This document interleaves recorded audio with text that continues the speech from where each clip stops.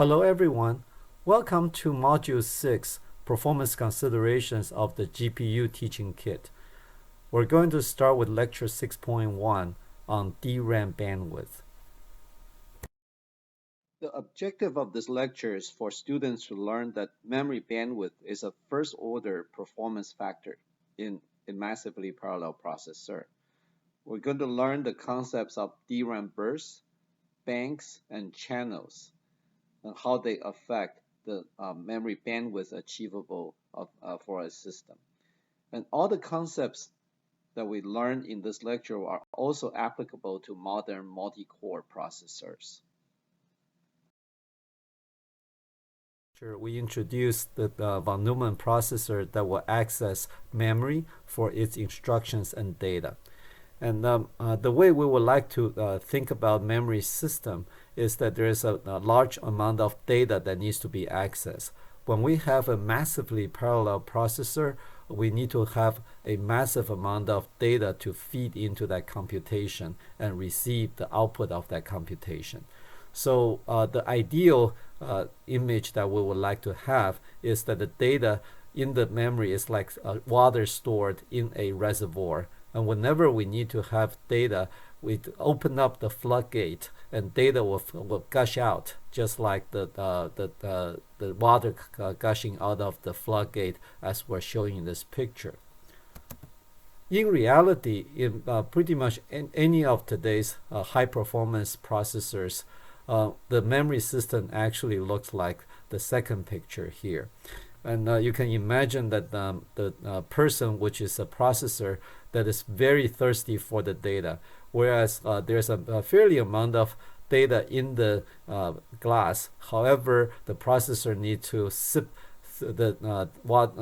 drink through that narrow straw, and this narrow straw represents the limited memory bandwidth in modern computing systems.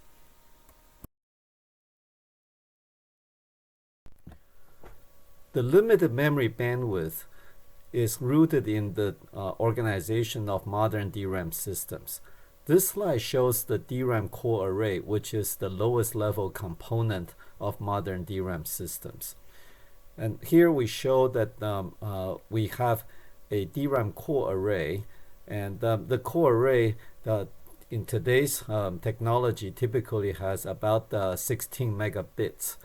And these 16 megabits are organized into a more or less square matrix of 4K by 4K. And 4K here is 4096.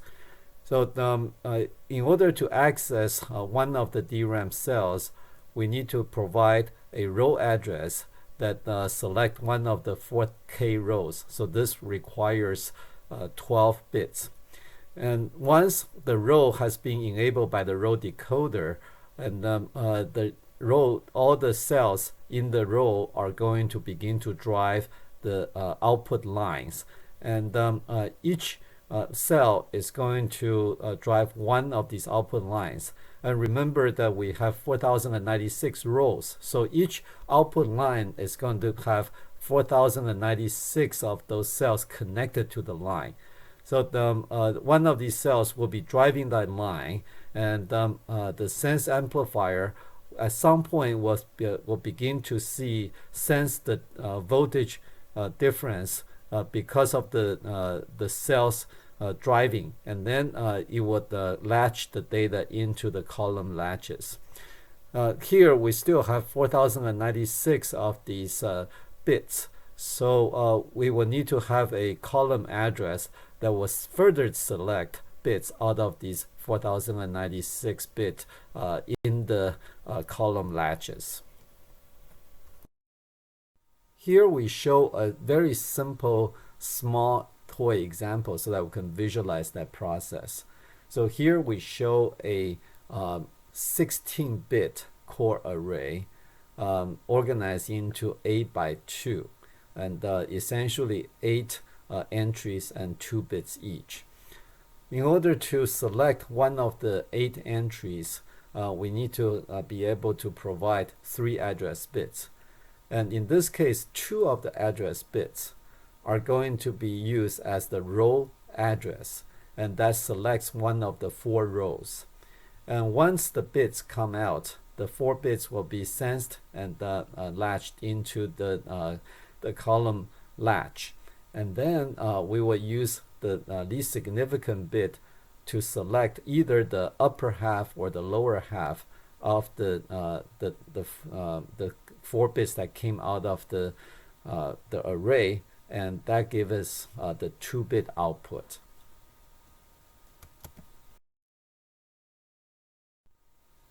The reason why modern DRAMs are so slow is because these DRAMs are built to be able to store as much information as possible. So each bit it is stored as a single transistor capacitance that is able to retain that data for some amount of time. And here we show that transistor. So now we see that the decoder enables one of these rows, and we're showing one of the cells on that row, and we're going to essentially enable the gate of that transistor, and the information is actually stored as part of the parasitic capacitance of that transistor. And the information stored in that small capacitance can come out to the sense amplifiers. Remember that there are thousands of cells connected to each vertical line. So the vertical line is actually connected to thousands of these transistors, and therefore is highly capacitive. So in order for the electrical charge stored in the capacitance to affect the voltage seen on the bit line, it's essentially sharing the charge from this little capacitance to a big capacitance on that bit line. So this is a very, very small voltage swing on that bit line, and it's a very slow process because of the high capacitive nature of the line. So therefore, this process is a process that takes a long time. And that's why the DRAM core arrays is organized as a very small, slow access from the interface. And with each generation of DRAM, we are cramming more and more of these transistors into the same chip area. Therefore, the transistors become smaller and smaller, and the capacitance that we can afford to build with these transistors also becomes smaller. Therefore, each generation of DRAM has even slower access time. That's given in the slide here. The first generation double-digit rate DRAM, the core speed for accessing these capacitance bits is about 1/2 of the interface speed. And then the second generation, the core speed is reduced to 1/4 of the interface speed. And the third generation DDR3 and graphic DDR4, the core speed is actually 1/8 of the interface speed. In the future, we expect future generations to have even slower DRAM core speed compared to the access interface. When we have a very slow core and accessed by a much faster interface, we need to have a method to be able to supply data to the interface at a acceptable speed. So whenever we have a part of the system that is 1/n of the speed of another adjacent part of the system, the way to match up the speed is to provide n copies of the slow part of the system. So this is illustrated in the freeway toll system, where the cars, whenever the cars go through the toll booth, they have to slow down. Therefore, in order to match the speed of the toll booth section with the section that are coming into the toll booth and leaving the toll booth, we typically need to have n times the toll booth as the number of lanes coming in and going out, so that if the toll booth car is running at, let's say, 15 miles per hour through the toll booth, and they're traveling at 60 miles per hour into the section and out of the section, then you need to have, in order to support 2 lanes of regular freeway, we need to have 4 times of that lane. So that we will need to provide 8 toll booths in order to match up the speed, so that the cars can go at 60 miles into the section, and then 15 miles through the toll booth, and then 60 miles away. So if we can have 8 toll booths, we can allow the cars to flow through the toll booth section without backing up the traffic. And this is exactly how the DDR technology is made. The interface is much faster, n times faster than the core. So in order to be able to have fully utilize the bandwidth that we design into the interface, we replicate the cores, so that we make sure that whenever we access the core, we don't access 1 bit. We access a large number of bits called a burst width. So in DDR3 and DDR4, recall that the core is running at 1/8 of the interface speed. Therefore, the data that comes out of the DRAM core need to be buffered at 8 times the width of the bandwidth, so that we can actually use 8 times the data to drive the interface while we access the next batch of data. It's us to the DRAM burst timing. Every time we access a DRAM core, we access for the DDR2, DDR3, and GDDR4 generation, we actually access 8 times the width of the interface. So we wait until the core delivers the data into the column latches that we showed earlier, and then we take 8 clocks at the interface. Each clock will clock out the width of the bandwidth, so that we can actually fully utilize the DRAM bandwidth, but that DRAM interface bandwidth. So this is illustrated with the access timing. Without bursting, if we only access the width of the interface, then we need to wait for the core access delay, as we show on the top of the picture, and then we transfer the data in 1 clock cycle. Then we need to wait for the core access delay again, and we access the next interface width worth of data. By accessing multiples of the width, then after we wait for the core array access delay, we can just take multiple clock cycles to transfer the n times, in this case 8 times width for the DDR3 generation. So in this example, we only show 2 of those, but it's easy for you to imagine up to 8 of these transfers after the DRAM delay.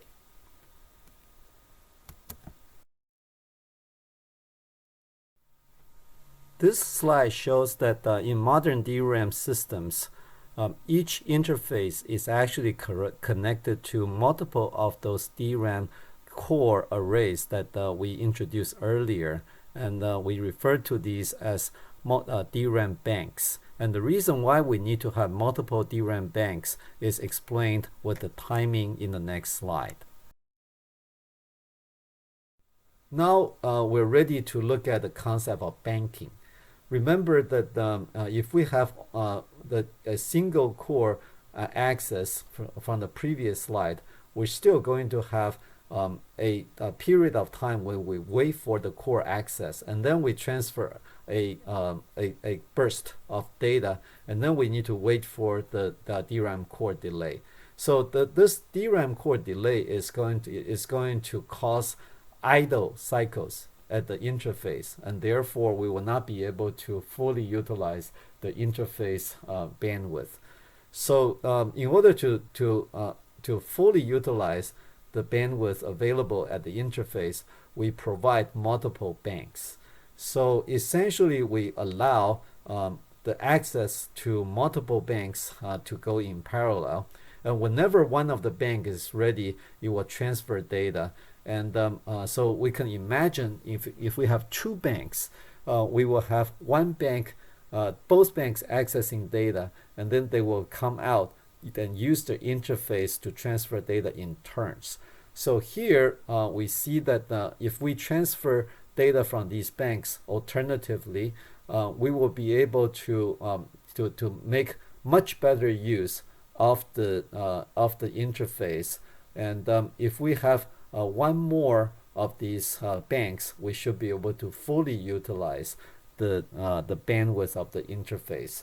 In reality, we may need to have a much larger number of banks because of design considerations such as conflicts and so on.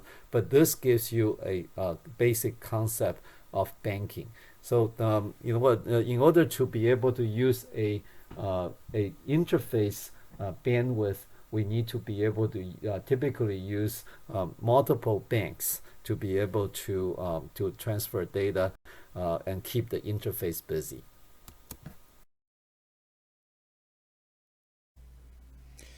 Now we can look at a realistic system.